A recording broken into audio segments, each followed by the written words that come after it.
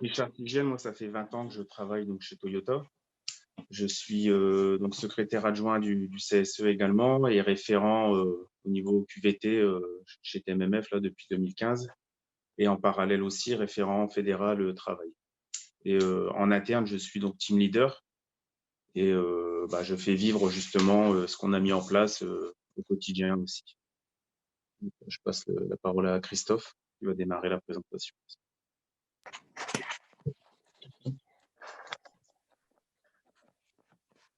Bonjour à tous, Christophe Collignon.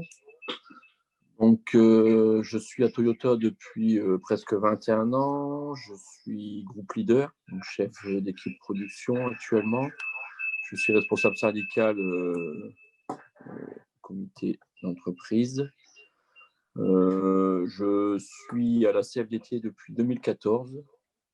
Donc, j'ai été à un moment donné trésorier du comité d'entreprise. Et puis, je suis un peu, depuis un moment, avec Richard, toute la partie QVT, DQT, on vient de dire. Et je vais commencer la présentation du site. Donc, présentation du site Toyota Manufacturing France. Donc, c'est le seul site de production Toyota en France. Au démarrage, en 2001, il y avait un investissement de 1,7 milliard d'euros. La production journalière, avec un tag time à 57 secondes en 3 équipes, c'est 1200 Yaris par jour. La capacité de production annuelle, 300 000 unités. Donc 300 000 unités avec 2 modèles, puisqu'on a aujourd'hui un seul modèle. Et on démarrera le deuxième modèle courant milieu d'année 2021. Depuis le démarrage du site, la production cumulée est à 3 905 649 unités. À savoir qu'on est actuellement 4 600 collaborateurs, mais qu'on va pousser jusqu'à 5 000 collaborateurs pour arriver à une capacité de production à 300 000 unités par an. Pourquoi l'usine Toyota a été implantée en France? Parce qu'on est un point central de l'Europe. On n'est pas loin du port de Zeebrugge. On a une ligne ferroviaire qui dessert assez facilement toute la partie limite Russie, puisqu'on fournit les voitures pour toute la partie Europe et le grand export Afrique du Nord et la limite de la Russie. Notre site est classé site Green, Clean et Lean Factory. C'est un site hyper compact, d'environ 170 000 mètres carrés. La surface est 30% inférieure à des usines aux procédés comparables. Donc, on voit un peu le plan là sur la droite, c'est en toile d'araignée. Donc, les différents secteurs d'activité de l'usine sont disposés autour de l'assemblage en toile d'araignée. On a des équipements performants en termes d'environnement, donc station d'épuration, traitement des eaux, à savoir qu'on rejette par exemple l'eau avec qualité rivière, quoi, donc qui est traitée chez nous. On a du solaire, panneaux solaires pour le chauffage, plein d'équipements performants à ce niveau-là. L'optimisation des flux physiques et des flux d'information. Donc ça, c'est un point essentiel aussi au fait que l'usine est hyper compacte. Tout ça pour répondre aux besoins des clients avec le meilleur produit, le meilleur délai, au moindre coût. Le salarié est au cœur de l'amélioration des conditions de travail et du développement des compétences.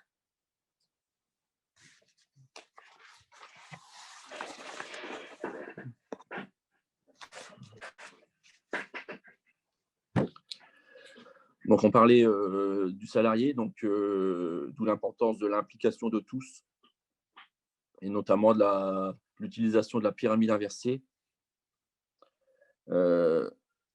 On sait tous aujourd'hui que le management vertical ne fonctionne plus. Donc, il fallait revoir notre système de management en traitant les informations au bon endroit, au bon moment, au bon niveau, en ayant le soutien de chaque niveau supérieur. Donc, on le voit sur la pyramide inversée de l'agent de production vers la direction. Donc, les informations sont descendantes vers la direction, de la base vers la direction, et ensuite elles remontent de la direction vers la base. Donc, on voit que chacun est acteur pour résoudre ces problèmes. On peut passer au slide suivant.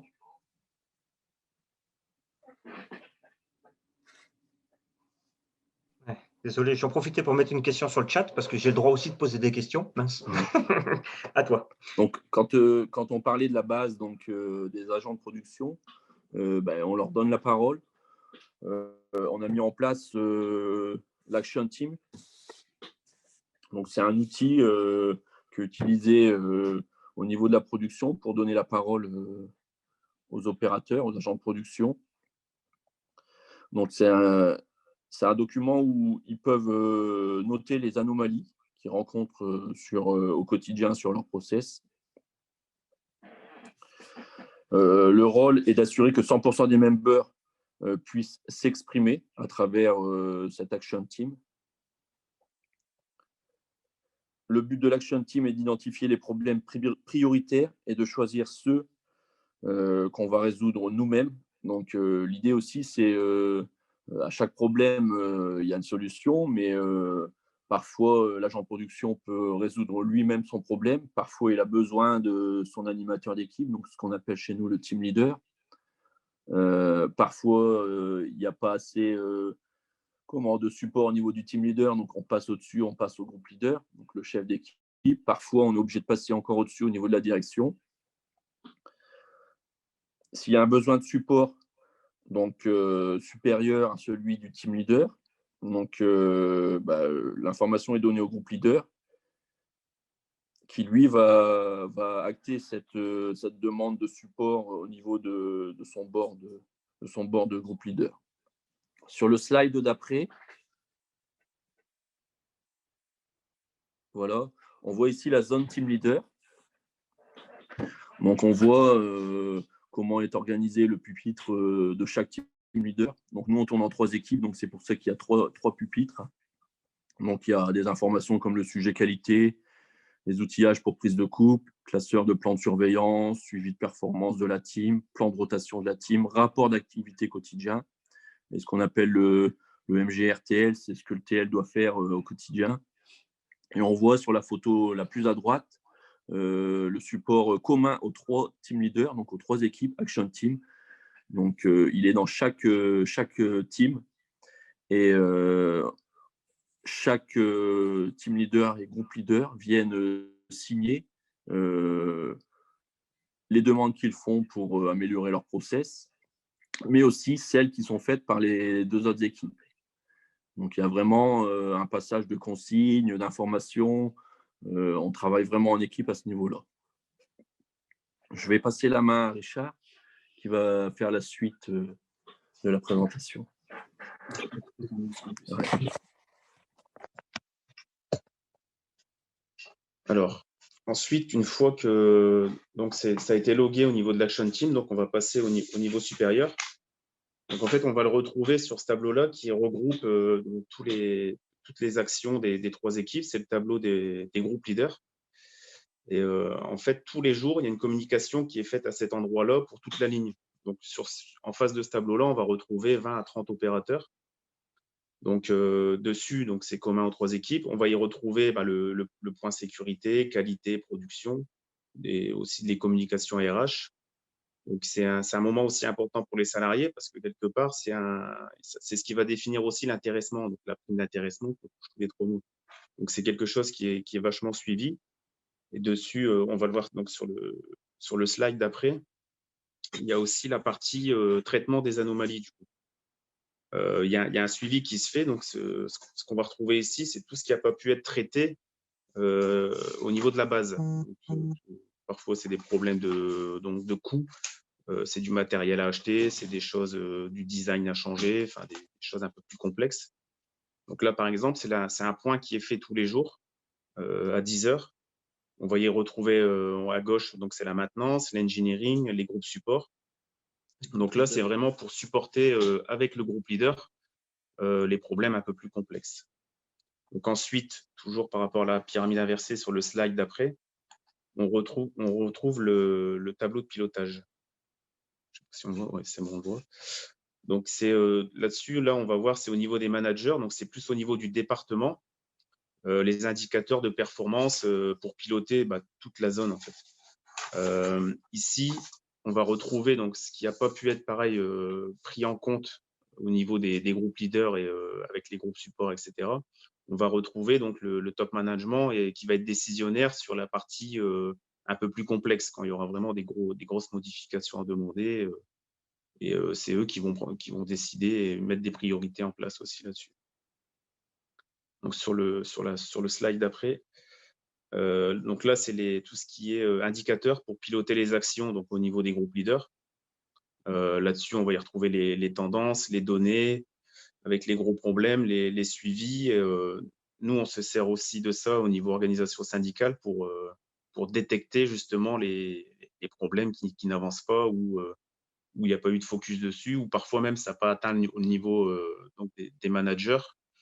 Donc, on intervient à ces moments-là pour dire pourquoi ce problème-là, justement, comme il y a une date normalement de prédéfinie pour solder l'action, quand l'action ne se solde pas, on vient à ce niveau-là pour intervenir. Donc, sur le slide suivant, j'attends qu'il soit calé. Ouais, désolé, là, j'ai la souris qui a vrillé d'un coup. Ah, c'est celui-là? Donc, c'est le 11. C'est celui… Attends. Non, celui-là, on vient de le faire. Celui juste après. C'est celui juste après. Donc, Voilà. Donc ça, alors, c'est un exemple en fait de résolution de problème par les opérateurs. C'est ce qu'on appelle chez nous les cercles de qualité. Donc, tous les 15 jours, pendant les 50 minutes, ils vont se retrouver ensemble. Ça fait partie des outils, en fait. C'est un des outils qui va leur servir à régler leurs problèmes à la base. Donc, c'est réalisé au cours des 50 minutes de développement. C'est en 7 étapes. C'est animé par le team leader. Donc, par contre, le thème est décidé par l'ensemble de l'équipe. Donc là, par exemple, sur la photo, là, on voit autour de la table, il peut y avoir un intérimaire qui vient d'arriver, il peut y avoir un ancien qui a 20 ans de boîte, il peut y avoir un autre qui est un peu plus à l'aise avec Excel, etc. Chacun y apporte un peu sa pierre. Et ben là, par exemple, ils planchent sur un problème qu'ils ont identifié ensemble et apprennent déjà avec les uns et les autres. Ils apprennent aussi entre eux sur, par exemple, sur l'arbre des causes, sur un Ishikawa, sur la méthode de l'entonnoir. Donc, il y a différentes étapes dedans où c'est de l'organisation, de la planification. Il y a vraiment pas mal de choses qui développent. C'est du développement aussi personnel quelque part. Et à la fin, ils définissent le timing et leur travail est ensuite présenté en grand groupe. Donc, parfois, il y a un genre de compétition de QCC où les 3 premiers peuvent aller parfois jusqu'au Japon pour faire une présentation de leur sujet, parce que derrière, il y a soit de l'amélioration des conditions de travail, ou soit parfois même de la performance en plus pour l'entreprise. Donc sur le slide d'après, je vais revenir un peu sur l'historique, en fait, comment on en est arrivé là. Donc ça a démarré en 2015, donc par un accompagnement avec la fédération. Donc ça a démarré, on a la chance d'être une trentaine d'élus dans la section et puis d'être un peu dans tous les secteurs, donc d'avoir vraiment une bonne cartographie de l'entreprise. Donc avec l'accompagnement de la fédération et avec des outils de diagnostic, d'organisation, nous de la section, et d'organisation de l'entreprise et du travail, on a pu faire un état des lieux. Donc avant et après, avec nos points forts, nos faiblesses. Avec ça, on a construit un argumentaire à l'époque. Et donc, ce qui nous a permis de trouver aussi dans l'argumentaire des points communs avec la direction, un intérêt commun. Ça a servi à l'entrevue avec la direction pour avoir un essai de mise en place sur une ligne de production pendant 6 mois. Donc l'essai, la photo avant et après, ça s'est révélé quand même assez révélateur. Que, ça a fonctionné. Quand on met les moyens, quand on écoute les salariés et quand on met des choses en place, ça fonctionne en fait. Ça a montré que les relations déjà avec le management se sont quand même bien améliorées. Les délégués, quand ils allaient sur le terrain, on parlait travail, on parlait du réel, on parlait des choses qui se passaient vraiment sur la ligne. À l'époque, on n'était pas encore en CSE, donc ça a totalement effacé les questions d'épée. Parfois, on se retrouvait en séance d'épée, mais avec, c'était la liste du Père Noël, hein, il y avait 80, 100 questions d'épée, parce qu'on voyait très bien que la communication avec le management de proximité, elle était pas bonne.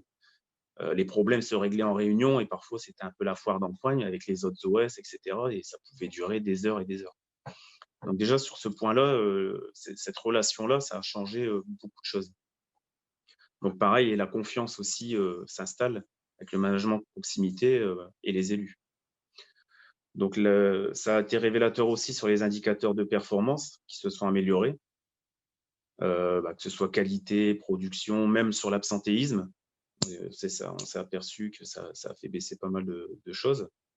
La communication entre les équipes, les panneaux communs en fait aux 3 équipes avec tout ce qu'ils ont fait, tout ce qu'ils ont mis en place, et puis le fait de se concerter à chaque fois, d'attendre les validations des autres équipes, ça a aidé aussi à une meilleure communication. En termes de pratiques syndicales de proximité, nous aujourd'hui, c'est devenu un outil, de toute façon, on ne peut plus s'en passer. Quand on a des soucis, quand on est appelé par des salariés, la première chose qu'on leur demande, c'est: est-ce que vous avez logué, est-ce que ton problème est logué sur le panneau d'Action Team? Et est-ce que déjà ton management est au courant que tu as ce problème-là? C'est la première des choses, parce que on s'apercevait que parfois le team leader ou le groupe leader était même pas au courant de ce qui se passait sur son poste de travail. Donc déjà, ça permet de aussi respecter la voie hiérarchique, que on est sûr que le problème a été vu par le management. Donc nous, là-dessus, on regarde aussi les délais, parce que parfois il y a des dérives, hein, les problèmes sont logués, mais 3 mois après, il peut encore avoir des problèmes qui ne soient pas réglés. Donc là, on intervient en disant: maintenant, c'est une priorité, il faut vraiment régler ce problème-là. Donc ça a changé donc, dans les pratiques syndicales avec les salariés eux-mêmes, vraiment. Même si on ne connaît pas leur métier, quand on s'intéresse comme ça vraiment à leurs soucis, on parle le même langage à un moment. Et puis, c'est ce qui rend plus crédible l'action syndicale. Selon les secteurs où on intervenait, on a bien vu qu'on prenait de plus en plus de place. Donc, par contre, aujourd'hui, il faut quand même 5 ans après, il faut revenir sans cesse dessus, sur les fondamentaux de ce qui a été construit au fil du temps. Parce qu'au moindre changement industriel ou de ligne managériale, il y a des choses qui peuvent être effacées, ou là, un lancement de nouveaux modèles ou un manager qui arrive d'une autre entreprise, et tout peut passer à la trappe. Donc, c'est ce qu'on a eu encore dernièrement là, avec un nouveau directeur d'atelier. Donc, pour faire entendre notre voix et puis justement celle des salariés, il a fallu passer par le C2SCT et malheureusement poser des DGI, donc bloquer parfois un peu et faire descendre un peu le management de proximité, et pour montrer que voilà, quoi, c'est dommage d'en arriver là, mais on peut aussi faire des dangers graves et imminents pour alerter et dire qu'il y a vraiment un problème, et faire comprendre que l'action team, l'expression des salariés, elle est très importante. Donc, aux avant-dernières élections, nous, la CFDT, on était à 38%. L'année dernière, avec la mise en place du CSE, on est passé à 42%. Donc, on a une petite progression et on maintient ce qui est fait depuis pas mal de temps, quoi. Donc, voilà, donc ça permet, au niveau du dialogue social aussi, de partager la vision et le projet d'entreprise commun. Les derniers accords, pareil, ont été bien négociés. Les salariés ont bien vu les fruits des derniers accords sur le bien-être au travail, sur les derniers accords d'intéressement, on les a retravaillés aussi. Aujourd'hui, on a des super primes d'intéressement. On a aussi l'effectif, là, depuis plus d'1 an, on a pris 1000 personnes en plus. Donc, c'est pas rien. Comme disait Christophe tout à l'heure, on est bientôt 5000 sur le site. Donc ça, c'est plutôt pas mal, nous, pour le territoire aussi. Les projets futurs, aujourd'hui, on a la chance encore apparemment d'être à contre-courant, mais à nous, les carnets de commandes, ils sont pleins. On a la nouvelle Yaris là, qui nous donne du boulot on va dire début 2021. On a un nouveau modèle qui arrive après où il faut remplir tous les concessionnaires européens. Donc, on a une vision, on va dire, plus d'un an.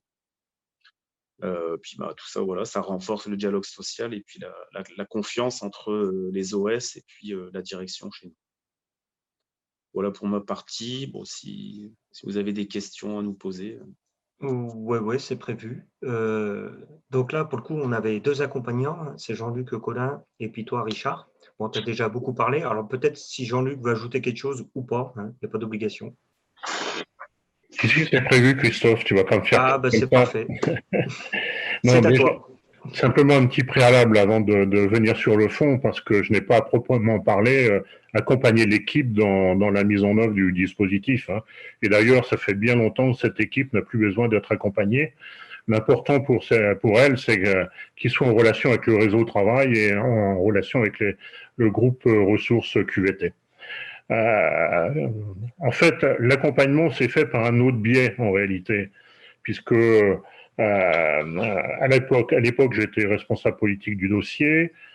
Quand j'ai cessé cette responsabilité, j'ai rejoint le groupe ressources QVT, principalement autour des questions de formation syndicale. Et c'est à partir de là que j'ai co-construit la formation Agir sur le travail et co-construit et animé la formation pour les référents fédéraux de travail. Et dans le cadre de la formation référents fédéraux de travail, chaque participant sur la session 1 a eu en fait à sa disposition un tuteur, et donc je suis devenu le tuteur de Richard. Et comme j'ai été aussi missionné pour observer toutes les premières formations, les premières animations de la formation Agir sur le travail, c'est aussi par ce biais que j'ai pu observer ce qui se passait, y compris sur le territoire Toyota. Voilà très rapidement le préalable, mais avant d'arriver sur le fond. Sur le fond, 5 points. Moi, je trouve que ce que nous démontre cette démarche, mais au-delà de cette démarche, tous les témoignages qu'on a entendus, c'est d'abord que la qualité du dialogue social, c'est fondamental pour permettre la mise en place du processus. Une qualité de dialogue social, en fait, basée sur la relation de confiance, qui n'est pas forcément naturelle dans les entreprises, mais qui se construit. Que le rapport de force se crée aussi au travers de la pratique syndicale participative et de proximité, parce que les adhérents, les salariés, ils n'adhèrent à un projet collectif qu'à condition que les mandatés et les élus soient crédibles, et notamment en prouvant leur efficacité dans le traitement des dossiers. C'est ce qu'on a entendu tout au long des témoignages. Et cette pratique syndicale se fait vraiment au quotidien, c'est pas coup par coup, c'est vraiment du quotidien, y compris dans les confrontations, mais aussi en fait dans ce que je qualifierais d'une écoute intelligente. Le troisième point, c'est que l'implication et l'engagement individuel de chaque membre de la section syndicale dans un projet collectif de transformation sociale, c'est un gage de réussite, parce que c'est des choses qui ne peuvent pas reposer que sur une ou deux têtes. Il faut vraiment un partage des tâches et une envie collective d'aller au bout de l'objectif. Et je crois que même si c'est nécessaire qu'il y ait un ou deux leaders qui impulsent et qui maintiennent la dynamique, il faut quand même une équipe soudée sur ces questions-là. Le quatrième point, c'est, je pense que vraiment que la fédération a eu pleinement raison de mettre en place ces 2 formations dont on a parlé auparavant, centrées sur le travail, parce que c'est des contenus qui bousculent et qui permettent de revenir sur quelques fondamentaux en termes de pratique syndicale. Et je crois qu'on a bien besoin de ça, de faire un peu du basique à certains moments, mais c'est important. Et puis le dernier point, et Richard l'a bien dit et a insisté là-dessus, c'est que ça nous montre aussi que c'est jamais gagné et définitivement, qu'on n'est pas à l'abri d'un revirement, il l'a expliqué, donc je n'y reviens pas, qui entraîne en fait un désengagement, une frustration, et ce qui confirme à mon sens à nouveau que la nécessité de construire et de maintenir ce rapport de force qui implique le maximum de salariés, parce que quand on a permis aux travailleurs, quelle que soit leur catégorie socio-professionnelle, d'être dans une posture qui leur permette d'être acteurs dans leur travail et dans leur devenir, eh bien, ils n'ont pas envie du tout d'un retour en arrière. Et donc, on s'est créé là une force que l'on peut utiliser quand ça tangue un peu. Voilà les quelques points que je voulais amener en complément. Il y a peut-être des questions sur le système des 50 minutes là.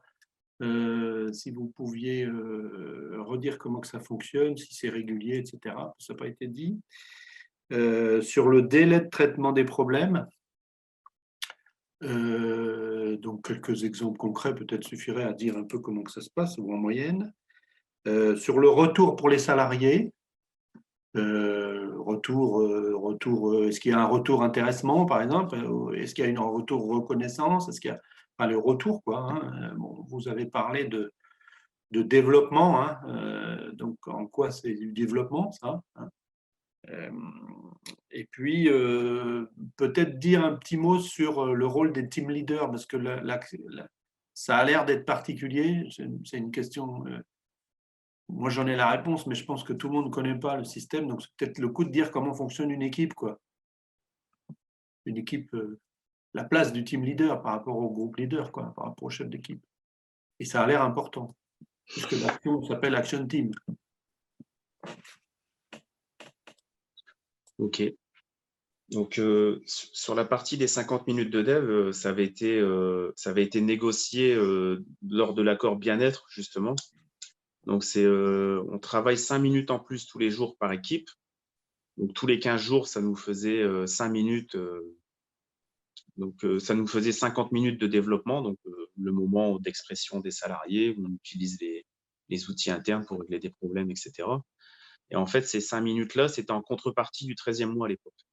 Parce que avant, on n'avait pas le 13e mois. Quand on a négocié l'accord bien-être au travail, on a négocié le 13e mois là, qui est payé en fin juin et fin novembre. C'est un salaire, en gros, on touche un salaire, mais on touche la moitié en juin et l'autre moitié fin novembre. C'est ce qui avait été négocié dans l'accord bien-être au travail. Ça, c'est pour avoir ces 50 minutes de développement.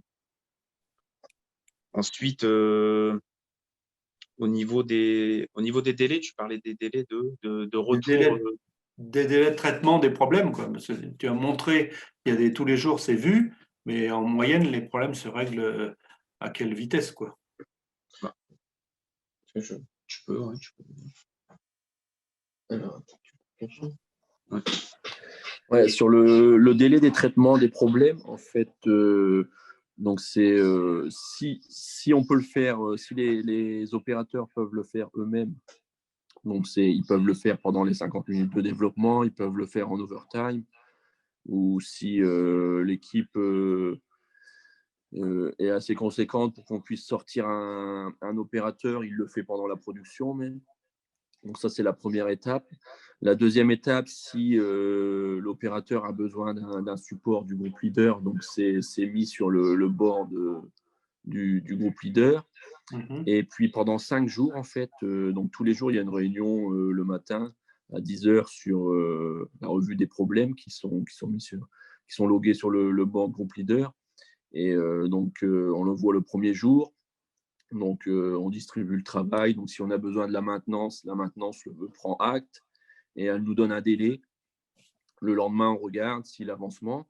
Donc, on a les 5 premiers jours où le groupe leader donc, travaille, par exemple, avec la maintenance. Si au bout de 5 jours, c'est toujours pas le délai n'est pas respecté pour résoudre le problème, il y a l'assistant manager, donc le N+1 du groupe leader qui rentre en jeu pour pousser un peu plus l'action, pour apporter du support supplémentaire. Donc ça, c'est au 6e jour. Au 7e jour, ensuite, on le fait passer au manager. Donc, et puis, si on n'arrive pas au niveau manager à respecter le délai, ça passe au-dessus au général manager. L'idée, c'est de pouvoir répondre au plus vite à l'opérateur au niveau du délai de traitement de ses problèmes. Ouais. Bon, super, merci. Je vais répondre encore deux questions par rapport à Vincent. C'était aussi sur les retours que les salariés ont. Donc, il n'y a pas que les retours pécuniers, je vais dire. Il y a aussi, ils améliorent aussi donc forcément leur poste de travail, leurs conditions de travail. Mais à côté de ça, par exemple, quand ils créent des améliorations de poste, ça va aussi jouer dans leur entretien de carrière. Les entretiens de milieu d'année et fin d'année, ils ont des objectifs à tenir. Par exemple, ils doivent faire un cercle de qualité, ils doivent faire 10 propositions d'amélioration. Et c'est en tenant ces objectifs-là qui vont être notés, donc qui vont pouvoir aller chercher des augmentations un peu plus fortes. Mais donc ça joue aussi sur l'intéressement. Chez Toyota, l'intéressement, c'est en moyenne tous les 3 mois entre 8 et 900 euros.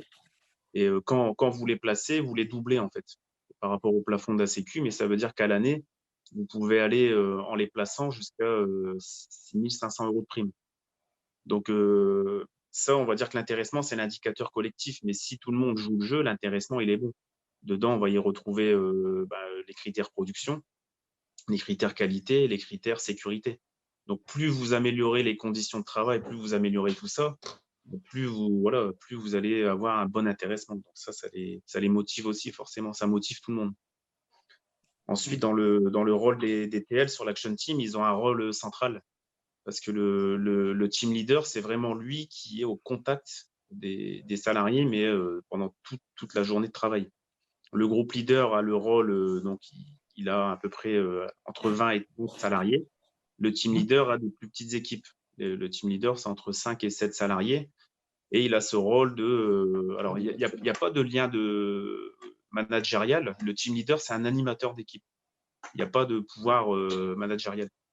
Donc, c'est lui qui va faire les rotations au niveau du planning. Ils vont tourner tous les 2 heures. C'est lui qui va organiser tout ce qui est donner les EPI, prendre les coupes. Enfin, s'il y a des retouches à faire, il est vraiment là pour s'occuper de l'équipe.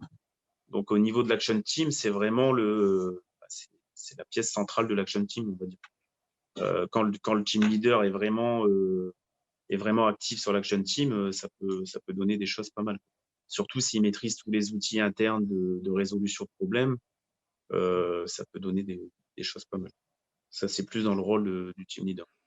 Parce qu'en fait, il y a 2 questions sur la pyramide inversée, la fameuse pyramide inversée qui a été présentée en tout début. Alors, toi, la question que tu posais, c'était est-ce que c'est de la subsidiarité ou de la délégation de pouvoir?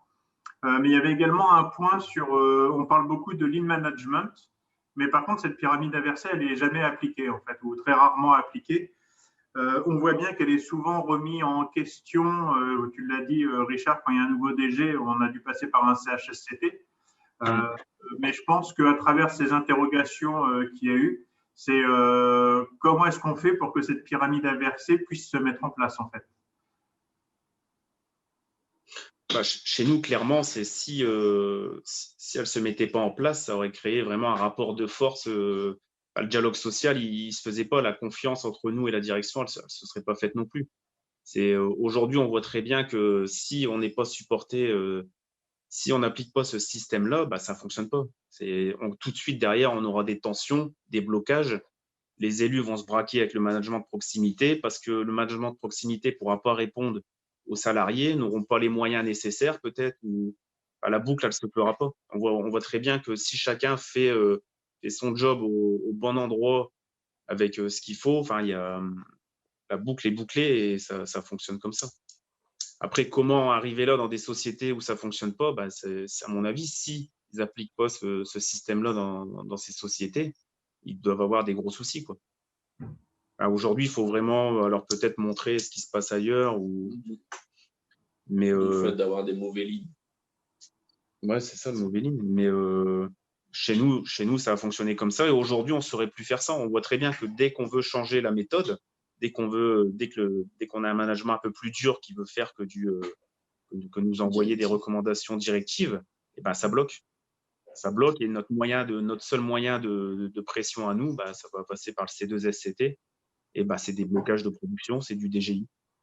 Sur le transfert de responsabilité, en fait, est-ce que c'est l'opérateur lui-même qui prend la décision de faire ou il reporte toujours dans tous les cas à quelqu'un et puis Non, en fait, le but, c'est de responsabiliser justement l'opérateur. C'est parfois le team leader, il va prendre un problème. L'opérateur va dire tiens, il me faudrait me faire ça, et puis non, le team leader va dire écoute, lui en fait, le team leader dans l'histoire, c'est le filtre.